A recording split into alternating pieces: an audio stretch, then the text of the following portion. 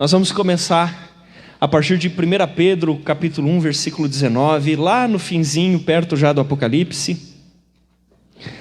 1 Pedro 1, 19 e 20.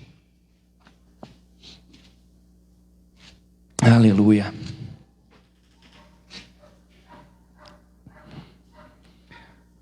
Primeira epístola de Pedro, capítulo 1, versículos 19 e 20. Se você encontrou, diga amém. Glória a Deus. Agora eu tenho que reaprender a pregar com o povo aqui dentro, né? Estava começando a me acostumar a pregar para a câmera, mas graças a Deus podemos hoje estar juntos. 1 Pedro 1, 19 e 20. Diz assim: mas pelo precioso sangue de Cristo, como de um cordeiro sem mancha e sem defeito, conhecido antes da criação do mundo, revelado nestes últimos tempos em favor de vocês. Queridos, primeira coisa que eu lhes trago hoje nesse culto, onde nós comemoramos a vitória de Jesus Cristo, aleluia, onde nós, como disse o pastor Marcelo, a pastora Vanessa, é o dia mais importante para os cristãos, porque nós comemoramos que Jesus Cristo morreu no nosso lugar, mas não ficou morto, Ele ressuscitou e está vivo, aleluia, e nós também poderemos com Ele ressuscitar e estarmos vivos por toda a eternidade. Então hoje é o dia mais importante da comemoração do cristianismo em todo o mundo. E nesse texto mostra que Jesus Cristo já se ofereceu. Ninguém pode conseguir uma aguinha para mim, por gentileza? Me empolguei cantando ali. Gastei a garganta. Diz o Marcelo que não era cantando, era mais ou menos cantando. E antes de criar a humanidade, Deus, Ele é responsável. E querido, Deus já sabia que nós pecaríamos. Então, antes dele criar a humanidade, Ele sabia que se Ele criasse nós, seres com liberdade, seres capazes de tomar decisão, Ele sabia o que aconteceria com nós. Na sua onisciência, Ele sabia que nós pecaríamos. Pastor, mas se o Adão não tivesse pecado? Meu filho, se o Adão não tivesse pecado, seria você. Ou vai dizer que você nunca fez nada errado nessa vida. Então, se você fosse o primeiro ser humano da terra, se você fosse o Adão ou a Eva, você seria o culpado dessa história. Então não adianta a gente dizer, mas o Adão. Seria você lá, meu querido. Você faria a mesma, eu faria a mesma coisa. Mas antes então de criar a humanidade, Jesus se apresenta como a solução. Pai, Espírito Santo, vamos criar o ser humano, vamos dar ele essa liberdade. Estou só imaginando, porque não deve ter sido assim a reunião lá em cima, mas como assim? Eles vão pecar? Não, mas não tem problema. Eu assumo o castigo deles, eu assumo a bronca por eles, eu dou para eles a oportunidade de, se crerem em mim, receberem a salvação. Amém? Glória a Deus. Então, antes de criar, obrigado Marcelo, antes de criar a humanidade, Deus já prepara uma solução para a humanidade. Deus não criaria a humanidade só para jogar no inferno, não teria sentido nenhum. Então diz aqui, sacrifício conhecido antes da criação do mundo. Quando Adão e Eva eles pecam lá no Jardim do Éden, eles vão lá e percebem que estão nus. E eles vão lá e colhem folhas e fazem uma roupinha, uma tanguinha de folha. E aquilo não resolve o problema deles. Então o Senhor faz uma roupa de pele para eles. Ora, para você fazer uma roupa de árvore, você tira uma folha da árvore. Para você fazer uma roupa de pele, você sacrifica um animal. E aquela primeira pele, ela representava que um dia Jesus seria sacrificado por nós. Aleluia. Aquelas folhas, elas não poderiam reparar. Alguém tinha que morrer por causa daquilo. Aquele animal foi um símbolo. E de lá para cá os judeus sacrificaram muitos animais como símbolo do verdadeiro Cordeiro de Deus que viria tirar o pecado do mundo. A Bíblia nos garante, e ela diz, em Romanos capítulo 3, versículo 12, se você quiser abrir a sua Bíblia, vão ser alguns textos, então se você não for muito rápido, você pode me ouvir a leitura. Romanos 3,12 diz assim: todos se desviaram, tornaram-se juntamente inúteis. Não há ninguém que faça o bem, não há um sequer. E nós não encontramos na humanidade uma pessoa que tenha passado do seu nascimento à sua morte sem pecar.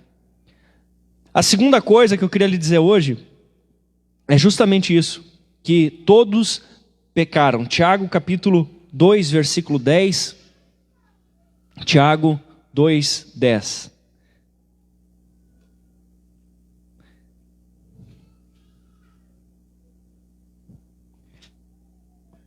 Diz assim: pois quem obedece à lei, mas tropeça em apenas um ponto, torna-se culpado de quebrá-la inteiramente. Uau! Tiago mostra que só havia uma maneira daqueles judeus realmente entenderem como funcionava, que era aquela lei, que era a graça de Deus. Porque ele diz: quem tropeça num ponto, tropeça em todos. Vamos pegar, por exemplo, só os 10 mandamentos para você ter uma ideia bem simples. Não matarás, não mentirás, não darás falso testemunho, não roubarás. Nenhum de vocês, algum de vocês, não fez nenhuma dessas coisas alguma vez na vida? E a Bíblia diz que quem tropeça em uma vírgula dessa, tropeça em todas. Então, todos nós nos tornamos pecadores, querido. Todos nós tornamos pecadores. E Romanos capítulo 5, versículo 18, a Bíblia diz o seguinte, 5:18. Consequentemente, assim como uma só transgressão resultou na condenação de todos os homens, assim também num só ato de justiça resultou na justificação que traz vida a todos os homens. Olha só que coisa interessante. Quando Adão pecou, pastor, por que eu tenho que saber essas coisas? Porque você tem que entender por que Jesus tinha que morrer na cruz por ti. Que senão, daqui a pouco a gente está confuso e não entende o que isso significa. Que, por exemplo, o símbolo da Páscoa não é o coelhinho, é o cordeirinho. E ali diz que então, quando Adão pecou, Deus considerou toda a humanidade pecadora. Você acha isso justo ou injusto? Quando Adão pecou, Deus considerou toda a humanidade pecadora. Você considera isso justo ou injusto? Mas segue mostrando que por causa que Deus aceitou que o pecado de um fosse o pecado de todos, Deus então poderia fazer com que a santidade de um se tornasse a santidade de todos. Se Deus não tivesse considerado toda a humanidade pecadora em Adão, como ele consideraria todos aqueles que creem santos em Cristo? Então, quando Adão peca, Deus diz: a humanidade é pecadora. E quando Jesus morre na cruz, ele diz: quem crê nele é santo. Aleluia. Se não fosse assim, para cada pessoa pecadora precisava ter um Jesus morrendo na cruz. Mas Deus encerra todos na condenação debaixo de Adão, para que possa encerrar todos que creem na graça debaixo de Cristo. Você pode dar um glória a Deus? Olha a sabedoria de Deus. Olha a sinuca que ele está colocado. Se ele simplesmente criasse o ser humano sem liberdade, seria um robozinho. Se ele cria um ser humano com liberdade, precisava criar um sistema de resgate. E ele nos cria com tudo preparado para que nós tenhamos a salvação. Aleluia, glória a Deus. Então, a primeira coisa que você percebe: a cruz não foi um plano B. A cruz foi planejada antes do homem ser criado. Você entende isso? A cruz não foi um plano B. Ele, antes de criar você, não foi aquela coisa do tipo assim: ah não, esse Adão, agora eu vou ter que ir lá morrer na cruz. Ah não, esse Silmar, agora eu vou ter que ir lá morrer na cruz. Não foi assim. Ele te amou. Na sua sabedoria, ele sabia tudo o que aconteceria na sua vida. E antes de criar o primeiro homem, ele sabia tudo o que você faria de errado. E mesmo assim, ele decidiu criar a humanidade. E mesmo assim, ele permitiu que a sua existência acontecesse nessa terra. E mesmo assim, naquela cruz, ele morreu por causa dos teus pecados. Ele carregou na cruz a dor do castigo dos pecados que você cometeu. Ele já foi castigado. Aleluia. Glória a Deus. A segunda coisa é que todos pecaram. Todos pecaram. E a terceira é que já que todos pecaram, todos podem em Cristo receber a graça de Deus. A quarta coisa que eu quero te dizer Em Isaías 53, o versículo 5. Isaías 53, o versículo 5.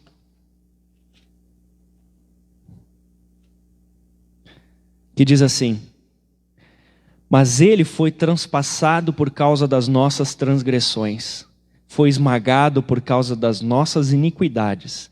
O castigo que nos traz a paz estava sobre ele, e pelas suas feridas nós fomos curados. Então eu quero que você entenda que as coisas que aconteceram aqui no mundo físico com Jesus, elas são apenas um símbolo daquilo que estava acontecendo no mundo espiritual com Jesus. Naquele momento em que Jesus ele recebe guspe no seu rosto, você imagina o Senhor do Universo sendo cuspido no rosto, uma bofetada. No momento que colocam nele uma coroa com espinhos enormes, não era espinhozinho tipo roseta, era espinho. Quando colocam uma coroa de espinho na cabeça dele, quando batem com uma vara em cima da coroa de espinho, a coroa encrava e ele sangra. Quando pegam chicotes que nas suas extremidades tinham amarrados pedaços de metal, pedaços de ossos, e batem, e aquele chicote encrava nas costas, e quando puxa de volta arranca pedaços da sua carne. Não era simplesmente algo humano que estava acontecendo ali. Eu te digo, eu ouso até dizer, que a pior dor que ele estava sentindo ali não era no seu corpo, era no seu espírito. Não era no corpo físico dele, era no espírito. Era por dentro que ele estava sentindo a maior dor. E eles chicoteiam Jesus. Eles batem em Jesus. Eles depois colocam uma capa sobre Jesus. E dizem que ele é um rei, colocam uma capa sobre ele. E depois que aquele sangue já está secando, aquela capa já está grudando em cima, você já deve ter tido um machucado, você já deve ter passado por isso. E depois eles arrancam aquela capa. E quando eles arrancam aquela capa, com as cascas das feridas grudadas, todas as feridas são reabertas novamente. E começam a sangrar de novo. Mas por algum motivo, Jesus não morria. Alguém que foi esbofeteado no rosto. Alguém que teve uma coroa de espinhos. Você sabe que essa região é altamente irrigada, ele perdeu muito sangue.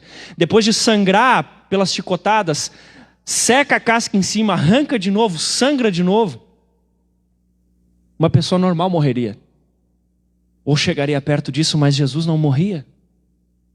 Porque pelo pecado de um homem, o pecado veio a todos, e pelo pecado entrou a morte, mas em Jesus havia santidade.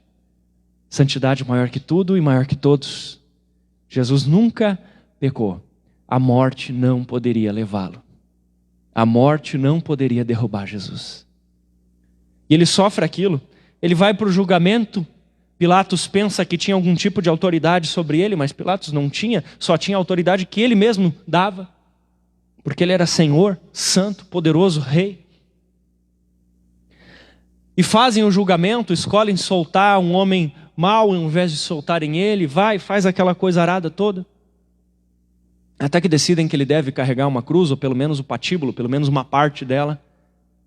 Colocam aquela cruz sobre Jesus e Jesus vai carregando ela, tinha pelo menos 70 quilos, e Jesus vai carregando aquilo e vai caminhando.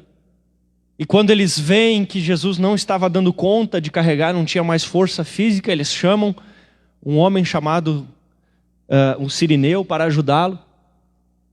Aquele homem ajuda ele, depois os seus filhos se tornam profetas do Senhor também, os filhos daquele homem que ajudou Jesus, e ele carrega, vão até lá, eles pregam Jesus, transpassam, furam Jesus, pregam ele sem quebrar nenhum osso, colocam ele lá, e quando aquela cruz desliza e aquela dor vai vindo e penduram e deixam ele lá. E naquele momento acontece a pior parte do sofrimento de Jesus.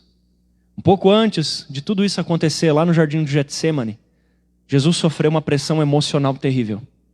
E a própria ciência comprova isso. Ele sofreu uma pressão emocional tão forte, junto com a pressão espiritual, que num texto diz lágrimas de sangue, no outro diz o suor era como gota de sangue. Isso é possível acontecer numa pessoa, numa situação de pressão emocional extrema. Quando o ser humano chega no ponto de pressão emocional mais alto que se pode chegar, isso pode vir a acontecer. E aconteceu com Jesus. Depois nós passamos por um momento onde ele foi torturado e chegou no maior momento de pressão física que uma pessoa pode sofrer. Jesus sofreu nos seus sentimentos por você. Jesus sofreu no seu corpo físico por você. Então eu quero que você entenda que quando você lê o texto de Isaías 53, no hebraico existem palavras distintas ali para descrever tanto o sofrimento que Jesus teve na alma, como o sofrimento que Jesus teve no seu corpo. Porque Jesus carregou na cruz também a cura do seu corpo e a cura dos seus sentimentos. A cura das enfermidades físicas e também a cura dos seus pesadelos emocionais. Jesus pagou o preço na cruz para curar da artrite, da artrose, da gripe, mas Jesus também morreu na cruz para curar você, para pagar o preço para a sua cura da depressão, da ansiedade, da síndrome do pânico. Aleluia! Ele sofreu no jardim do Getsêmani na alma, foi espremido como uma azeitona. A azeitona ela recebia lá tipos de prensas diferentes, eles prensavam ela primeiro, e Jesus ele faz isso, ele vai orar, está angustiado, e aquela é a primeira prensada, sai o óleo medicinal do azeite, usado para curar os enfermos. E ele volta aos discípulos, vocês não conseguem vigiar nem uma hora comigo, ele volta a orar de novo e ele recebe a sua segunda prensada, e saía o óleo que era usado para alimentação. E Jesus vai e volta, vocês ainda estão dormindo, e ora, e clama a Deus, e recebe a terceira. Óleo usado para fazer fogo. Jesus pagou o preço por você. Pagou o preço para te curar, para te alimentar, para te sarar, para te aquecer, para que você recebesse o fogo do Espírito. E Ele vai e recebe todo esse castigo no seu corpo para que você também possa receber sua cura física. Mas agora pendurado na cruz, Ele diz: Deus meu, por que me desamparaste? E eu quero dizer para você que esse foi o pior momento. Eu já falei isso aqui, mas eu quero dizer para você de novo. A Bíblia diz: maldito aquele que diz que o ímpio é justo e que o justo é ímpio. Deus não poderia simplesmente deixar o pecado impune, Ele precisava castigar o pecado. Deus não podia deixar os crimes que nós cometemos impune, Ele precisava castigar. Você consegue entender isso? Meu querido, se você fosse Deus, o que você faria com esses corruptos que agora na pandemia roubaram e por isso pessoas estão morrendo? O que você faria com os corruptos? Se você fosse Deus, como você os julgaria? Como você julgaria, se você fosse Deus, uma pessoa que faz coisas horríveis com um bebê? O que você faria com o estuprador? Se você fosse Deus, como você castigaria? Como você castigaria? O que você faria com a pessoa que utiliza drogas, que se prostitui, com a pessoa que adultera? O que você faria? E Deus tinha duas coisas que Ele queria fazer. Ele precisava castigar o pecado, mas Ele queria salvar as pessoas. Então o que Deus faz? Deus pega o pecado de todos nós e Ele coloca em cima de Jesus. A Bíblia diz: aquele que não tinha pecado, Deus o tornou pecado por nós. Jesus, naquele momento, quando o Pai olha para Ele, Jesus não era mais o Filho de Deus. Quando Deus olha para Ele naquele momento, Jesus era a encarnação do pecado. Jesus era o pecado em pessoa. Isso já tinha sido profetizado lá no deserto, quando as pessoas, os judeus, estavam sendo picados por cobra, estavam morrendo, e Deus disse para Moisés, prega a cobra e levanta ela, e quem olhar vai receber salvação. E ali Jesus não era mais Jesus, Jesus agora era o pecado pregado na cruz. Jesus agora era o pecado pregado na cruz. E quando o Pai, o Deus Todo-Poderoso, olha para aquela cruz, naquele instante, está em cima, está ao redor de Jesus o peso de todos os nossos pecados. Quando o Pai olha, Ele vê ali o pecado do adultério, do estupro, do roubo, da corrupção. Deus olha e enxerga. E a Bíblia diz que o pecado faz separação entre Deus e os homens. E naquele momento, Deus corta a sua relação com Jesus. E ali Jesus sentiu a maior dor que existe, que é estar desligado de Deus. Ali Jesus sente o pior do que a dor emocional do Getsêmani. Ali Jesus sente pior que a dor física do chicote romano. Ali Jesus sente pior do que o ataque de um demônio mais forte. Ali Jesus sente a pior dor, que é estar desligado de Deus. Mas ele não estava só desligado de Deus. O seu pecado estava sobre ele. O seu pecado. Essas coisas horríveis que você já fez na vida estavam em cima de Jesus naquele momento. E a ira de Deus se manifestou. Como assim a ira de Deus, pastor? Nós não podemos agir debaixo da nossa ira, porque a nossa ira não é santa. Se nós agirmos induzidos pela nossa ira, nós pecamos. Mas Deus é santo e nele não há corrupção alguma. E quando Deus manifesta o seu furor, é um furor santo. Você consegue entender isso? E Deus, que criou toda essa terra em 6 dias, Deus que criou o universo, Deus que criou tudo que você pode enxergar, o Deus que teve poder para criar o planeta Terra, o Deus que teve poder para criar o universo, Ele pega o seu poder e canaliza agora o seu poder de uma maneira. Eu preciso trazer castigo, eu preciso fazer justiça, eu preciso punir o pecado. E Ele lança sobre Jesus o seu ataque, que seria o ataque sobre todos os pecados possíveis. A justiça sobre todos os pecados possíveis. As coisas mais hediondas. O castigo que seria lançado sobre todos os pecadores. Agora o Pai lança sobre Jesus. Ele foi transpassado pelas nossas transgressões, moído pelas nossas iniquidades. Diz a Bíblia, Isaías 53, a Deus agradou moê-lo. Você consegue entender isso? O poder de Deus se manifesta em toda a sua intensidade agora para castigar Jesus. Então no mundo espiritual as pessoas olhavam e viam, coitado, pobre coitado, está doendo essas costas dele, está doendo esses pregos nele, ai pobre coitado, está doendo. Mas as pessoas não enxergavam o mundo espiritual, que o que mais doía nele era a separação de Deus e o castigo sobrenatural de Deus que estava sendo derramado sobre ele. Todos os teus pecados estavam sendo castigados em cima de Jesus naquele momento. E Jesus recebe aquela punição sobre ele. Jesus recebe aquele castigo sobre ele. Deus meu, por que me desamparaste? E ele suspira e ele entrega a sua vida.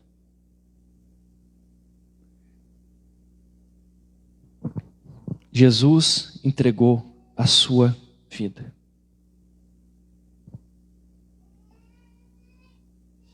Para que, quando nós o recebemos, Ele morreu a sua morte, para que quando nós o recebemos, possamos viver a sua vida. Ele morreu a tua morte, para que você possa viver a vida dele. Ele enfrentou a tua separação de Deus, para que você possa viver a filiação de Deus. Ele trocou a tua separação de Deus pela filiação de Deus que ele tinha. E você que era um pecador separado de Deus, trocou de lugar com ele, porque a cruz era tua. Nunca fizeram uma cruz para pendurar Jesus. Eles fizeram aquela cruz para pendurar Barrabás, não Jesus. Jesus não tinha cruz para carregar. Barrabás significa filhos dos pais. A cruz foi feita para você. Para você que é um filho de Adão aí, filho de Eva. A cruz foi feita para você, para os filhos dos pais. Foi feito para você. Foi feito para Barrabás. Não era a cruz de Jesus. E ele morreu naquela cruz que foi feita para você. Você pode dar um glória a Deus? Porque ele trocou contigo a condenação dele, a tua condenação pela filiação dele. E você pode ser colocado no lugar de filhinho de papai. De graça. Então quando Deus olha para uma pessoa que entrega a vida para Jesus, quando Deus olha para você hoje, se Deus foi capaz de ver Jesus tão pecador como você na cruz, Ele é capaz de ver você agora tão santo como Jesus. Aleluia! Eu vou repetir para você ter oportunidade de dar um glória a Deus mais empolgado. Se Deus foi capaz de ver na cruz Jesus tão pecador como você, Ele é capaz de hoje olhar para você e vê-lo tão santo como Jesus. Aleluia! Glória a Deus! Esse é o milagre da cruz. Essa é a substituição que aconteceu na cruz. Jesus foi teu substituto. Hoje você pode desfrutar da santidade de Jesus. Isso se chama imputação. Quer dizer que foi colocado sobre você. Não é uma coisa que você comprou, não é uma coisa que você mereceu, é uma coisa que, foi carimbada na tua testa. Não é por causa da tua santidade natural que você tem acesso a Deus. A tua santidade natural melhora teu relacionamento. Mas para que haja relacionamento com Deus é imputação. Isso foi conquistado na cruz. Aleluia. Você pode chegar agora confiadamente ao trono da graça. Você pode orar, você pode conversar com Deus, por causa que você hoje se tornou tão santo como Jesus, por causa de Jesus, não por sua causa. Aleluia, Jesus. Aleluia. E se você fica num tormento eterno, sabe, nunca se acha digno de nada, nunca se acha digno de chamar Deus de Pai, nunca se acha prestando para nada, você está menosprezando a troca de lugar que Jesus fez contigo. Confie na troca de lugar que Jesus fez contigo. Você é um santo. Diga para a pessoa do seu lado, você agora é um santo. Jesus trocou de lugar contigo. Ele morreu na tua cruz. Aleluia. E quando Ele morre naquela cruz, Ele faz você livre do pecado. A Bíblia diz que quem vive em pecado é escravo do pecado. Mas em João 14, versículo 30, Jesus diz: o príncipe desse mundo já está chegando, mas ele nada tem em mim. Porque como não havia pecado algum em Jesus, não tinha direito algum do diabo sobre Jesus. E Jesus morreu naquela cruz para tirar o direito do diabo de sobre você. Nós vimos aqui que Jesus morreu para receber o castigo de Deus, que era seu, e Ele te fez livre desse castigo. Mas por você pecar, você tinha dado direito a Satanás de agir na sua vida. Mas quando você se arrepende e pede perdão, Jesus, Ele recebeu sobre si o pecado. E agora não há nada do diabo sobre você quando você tem fé em Cristo, quando você anda em santidade em Cristo. Aleluia, glória a Deus. Que mais? Pastor, mas se Jesus morreu por todos os meus pecados naquela cruz, então posso fazer o que eu quiser? Não é assim. Primeiro que se você pensa assim, você nem se converteu ainda. Você pensa assim, agora posso cair na gandaia porque Jesus já morreu por todos os pecados mesmo, então você não converteu ainda. Porque se você realmente nasceu de novo, você quer viver em santidade, você quer viver para a glória de Deus, você ama Jesus. Se você está pensando em achar uma brecha na Bíblia como se ela fosse a Constituição, e você está tentando achar uma brecha para fazer tudo errado, cara, você tem que se converter. Porque quem nasceu de novo não age assim. Quem nasceu de novo quer agradar aquele que o salvou. Em João 16, versículos 8 a 9, fala uma coisa muito interessante, que diz assim, João 16, 8 e 9.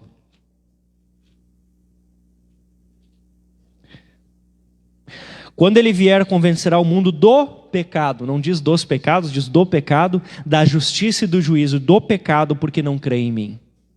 Jesus está falando que o Espírito Santo convenceria as pessoas do pecado, da justiça e do juízo. Pessoas, o desejo de Deus é que todos sejam salvos. O inferno é um lugar criado por Deus para o diabo e seus anjos. Isso está na Bíblia, são versículos. O desejo de Deus é que todos sejam salvos. Só tem um pecado que realmente manda a pessoa para o inferno: não crer em Cristo. Esse é o pecado. Todos os outros pecados já foram pagos na cruz. Esse é o pecado. Esse é o pecado. Ah, mas todas as outras coisas, querido, se você vive nas outras coisas, é porque você está se afastando de Cristo. Se você vive sempre, agora se você busca andar em santidade, porque existe diferença entre tropeçar numa pedra e chutar a pedra. Aquele que anda com Jesus, eventualmente, pode ser que sem prestar atenção, tropece numa pedra e caia, pecou. Mas aquele que olha a pedra, uau! Que de propósito se atira no pecado, esse está caindo no pecado de não crer em Cristo também. Você está entendendo? Está jogando fora a graça. Porque o que te livra desses outros pecados é permanecer na graça. Pela graça sois salvos mediante a fé, não por obras, para que ninguém se glorie. Efésios capítulo 2, versículo 8. Então, enquanto você está debaixo da graça, enquanto você não sai chutando a pedra de propósito, você está andando com Jesus, só tem um pecado que pode te derrubar: não crer em Cristo. Não crer em Cristo. Agora, quando você crê em Cristo, Jesus disse: aquele que me ama obedece os meus mandamentos. Quando você crê em Cristo, você não abandona os pecados por medo do inferno, você abandona o pecado porque você começa a ficar parecido com o teu pai. E você começa a odiar o que o pai odeia e amar aquilo que o pai ama. E você não quer mais aquelas coisas erradas. E se você ainda peca por amar um pecado, você tem que chegar mais perto de papai para ficar mais parecido com ele. Porque quem anda com Jesus vai pegando nojo do pecado e vai pegando amor pelo que é certo. E as pessoas tantas vezes elas se esforçam tanto para primeiro se libertar das coisas erradas, para depois buscar Jesus, quando o caminho é se apaixonar por Jesus e assim pegar nojo pelas coisas erradas.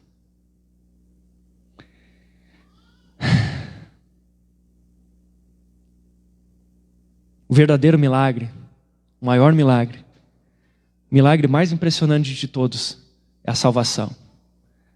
É quando Cristo transforma uma criatura pecadora que ia para o inferno num filho de Deus que vai viver eternamente no céu.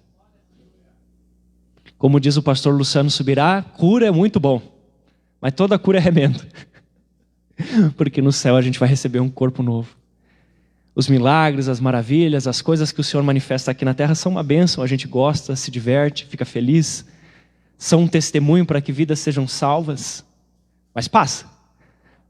Agora, a transformação de um pecador num filho de Deus, essa dura para sempre. E esse é o maior milagre que nós devemos trabalhar e nos dedicar para que ele aconteça. Amém? Nascer de novo. Jesus morreu, mas ressuscitou. Você já entregou a tua vida para Jesus? Você está andando com Jesus? Vou dar uma oportunidade para, se porventura há alguém aqui que ainda não entregou a vida para Jesus, você quer receber Ele como Senhor e Salvador da tua vida, você pode repetir essa oração junto comigo. Talvez você já fez essa oração numa célula, mas você nunca fez ela num culto público, na presença dos teus irmãos. E se você está assistindo pela internet, você também. E você também que quer reconciliar com Jesus. Vamos fechar os nossos olhos.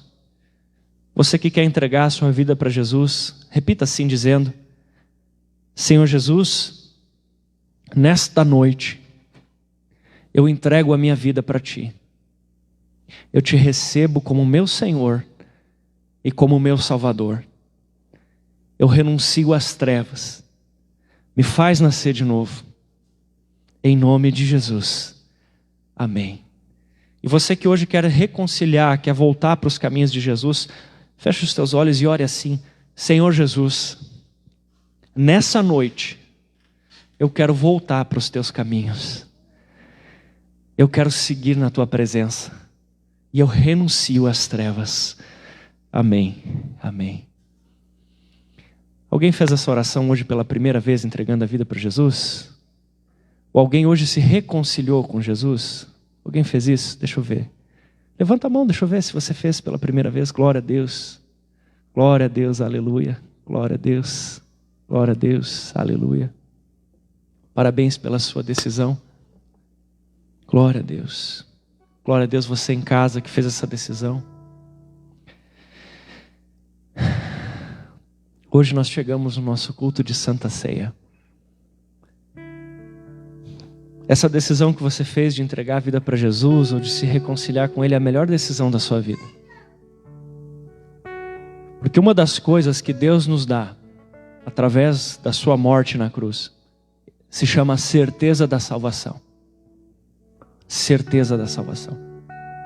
Em João capítulo 1, versículo 12, a Bíblia diz: mas a todos quantos o receberam, deu-lhes o direito, deu-lhes a autoridade legal de serem feitos filhos de Deus. É como se antes de entregar a vida a Jesus existisse um dossiê sobre todos os teus pecados que te condenavam ao inferno. E Jesus pegou esse dossiê para ele e entregou para você o dossiê dele. No seu dossiê dizia condenado à morte, à ira de Deus. E Jesus levou o seu dossiê, levou a sua pastinha, levou o arquivo da sua vida e morreu lá na cruz. Mas no arquivo que ele deu para você dizia Santo Filho de Deus. O Papai do Céu olhou para suas mãos e disse: uau, você é o Santo Filho de Deus? Você é meu filho querido? Você é minha filha querida? Porque ali diz: mas a todos quanto receberam deu-lhes o direito, é o direito legal, o documento que te autoriza a receber todas as bênçãos de Deus está em suas mãos. O documento que te autoriza a morar no céu está em tuas mãos. A certeza da salvação. Você pode ter certeza. Tem gente que diz, só Deus sabe. Não. Se você recebeu Jesus de verdade, se você nasceu de novo, você tem certeza da salvação. E a certeza da salvação, a Bíblia fala em Efésios 6, né? O capacete da salvação, ele te dá tantas outras coisas. Porque quando você tem certeza da salvação, você entra em Canaã. Você desfruta da vida cristã vitoriosa. Porque a fé é de Deus. E o diabo o que tem? O medo. Qual é o principal medo que ele tem? O medo da morte, o medo do inferno. Mas a todos quanto receberam, deu-lhes o direito de serem feitos filhos de Deus. A saber, todos quantos creem no seu nome. Agora, você tem paz. Você tem paz. Porque você não tem mais medo da morte. Porque assim como Jesus Cristo ressuscitou dentre os mortos, um dia você vai ressuscitar também. Então o que o diabo tem para te amedrontar? O que ele tem para te oferecer? O que ele tem que possa tirar a tua paz, te incomodar? Você nasceu de novo. Você é um filho de Deus. Pastor, então por que eu peço perdão para Jesus pelos pecados quando eu vou participar da Santa Ceia? Primeiro, os pecados que você já pediu perdão, não precisa pedir perdão de novo se você já se arrependeu. Mas eu te explico. Os nossos pecados desagradam a Deus. Embora você tenha certeza da sua salvação como filho de Deus, como alguém que nasceu de novo, como alguém que está procurando, mas ter tropeçado naquela pedra desagradou o coração do teu Deus. E tudo que você mais quer hoje é agradar a Ele. Estou certo ou estou errado? Então você se arrepende diante dEle. Você pede perdão para Ele. Você chora diante dEle e pede perdão, sabe? O Josias faz isso às vezes meio que de malandragem, mas você deve fazer isso de todo o coração. Às vezes ele faz uma coisa errada, ele já corre para a cadeirinha do castigo. Antes de qualquer pessoa descobrir ou antes de lhe fazer mal, se entregue logo para Deus e diga: Senhor, eu errei. Eu sei que isso te desagrada. Eu sei que o que eu fiz não é legal. Eu não estou com medo de ir para o inferno. O Senhor me salvou, mas eu sei que isso te desagrada. E se eu continuar vivendo desse jeito, sim, eu corro perigo de me afastar de Ti. E eu não quero me afastar de Ti. Lembra das duas piores coisas que Jesus passou na cruz? Desligado de Deus, castigado por Deus. Eu não quero isso para mim. Jesus já morreu para mim. Então naquela noite onde Jesus seria traído, Ele pegou do cálice e Ele deu aos seus discípulos, dizendo que eles tomassem que aquela era a aliança feita no seu sangue. A Santa Ceia é o símbolo físico de tudo isso que eu falei. É o símbolo daquele sangue que Jesus derramou por nós. É o símbolo dessa aliança. É o símbolo dessa troca. É o símbolo de que Ele é o nosso substituto. E de forma semelhante, Jesus toma o pão e dá aos seus discípulos, dizendo que é o seu corpo, que representa o seu corpo. Porque Jesus voltou para o céu, mas agora nós somos Jesus aqui na terra. Nós juntos, a igreja de Jesus, nós somos Jesus na terra. E esse pão significa isso. Por isso, se você tem alguma coisa contra alguém, você tem que perdoar essa pessoa, porque ela é do mesmo pão. Quando você olha para o pão, você não vê mais a farinha, você não vê mais o fermento, você não vê mais o trigo. Quando você olha, você vê o quê? O pão. E Deus olha e vê a igreja. Então não tem espaço para você ficar de magoadinho com o irmão. Você tem que perdoar, você tem que liberar perdão, você tem que se arrepender. Para participar da ceia do Senhor, feche os teus olhos nesse momento e comece a pedir perdão para Jesus sobre aqueles pecados que você não pediu ainda. E aqueles que você pediu, mas pediu sem ter se arrependido, peça agora arrependido. Olhe tudo que Ele fez por você. Depois de tudo que Jesus fez por nós, não dá para viver do mesmo jeito. Não dá mais para viver naquelas nojeiras. Não dá mais para viver no pecado. Por tudo que Jesus passou por nós, o mínimo que podemos fazer é entregar nossa santidade para Ele como uma forma de adoração. Isso é o mínimo.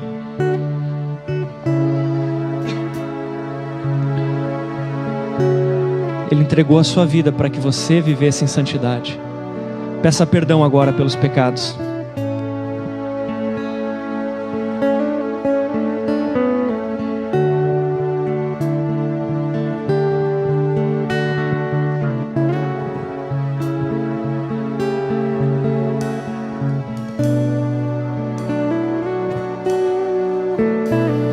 Na palavra do Senhor está escrito: venham, vamos conversar sobre isso. Ainda que seus pecados sejam vermelhos como a escarlata, se tornarão brancos como a neve.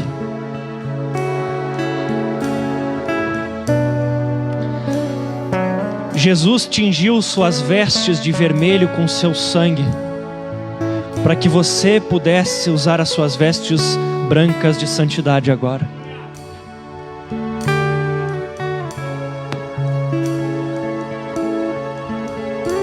Aquele que confessa as suas transgressões e as deixa, alcançará misericórdia, diz a palavra do Senhor. Aquele que encobre as suas transgressões jamais prosperará.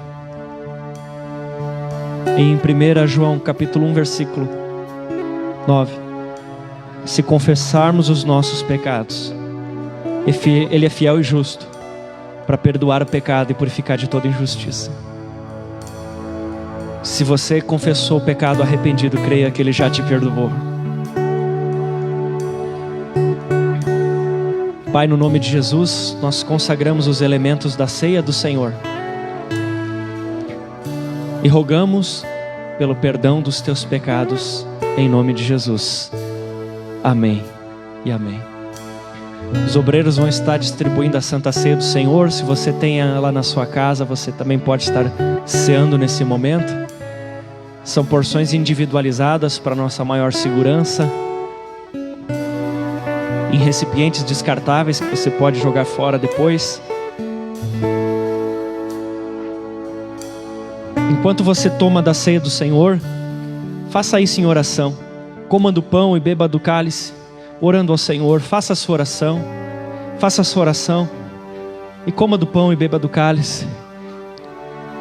E depois que você tiver feito isso, eu queria convidar você ou para se ajoelhar ou para se colocar de pé e ter um tempo de intimidade com o Senhor. Ter um tempo onde você vai glorificar Jesus por tudo que Ele fez na cruz por você. Ter um tempo onde você vai glorificar Jesus, agradecer Jesus por tudo que você entendeu da parte de Deus sobre a sua vida nesse culto de hoje. Ou você se ajoelha, se você pode, ou você se coloca de pé.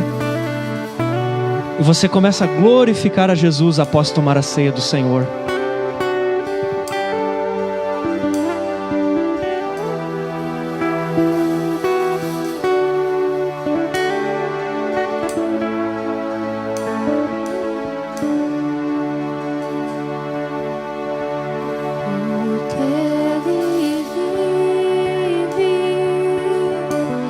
Posso crer no amanhã, porque Ele vive.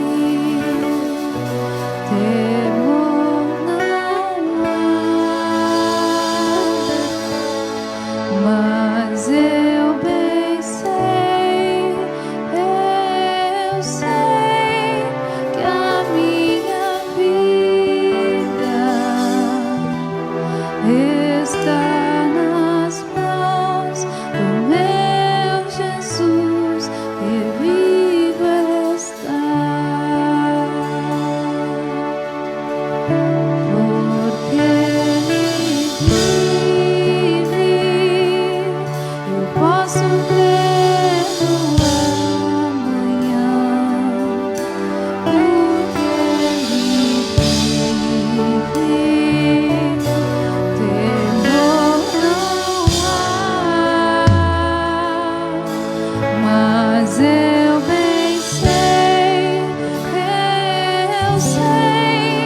que a minha vida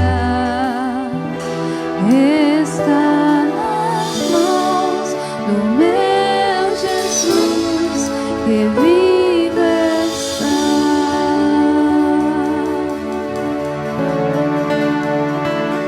Se você já fez a sua oração, se você já glorificou o Senhor e você quiser cantar junto essa canção, você pode fazer isso. Porque Ele vive, eu posso crer no amanhã, porque Ele vive. Temor não há, mas eu bem sei que a minha vida está nas mãos do meu Jesus, que vivo está. Porque Ele vive. Cante bem forte ao Senhor Jesus. Posso crer no amanhã, porque Ele vive. Temor não há, mas eu bem sei que a minha vida está nas mãos do meu Jesus, que vivo está. Aplauda forte ao Senhor Jesus.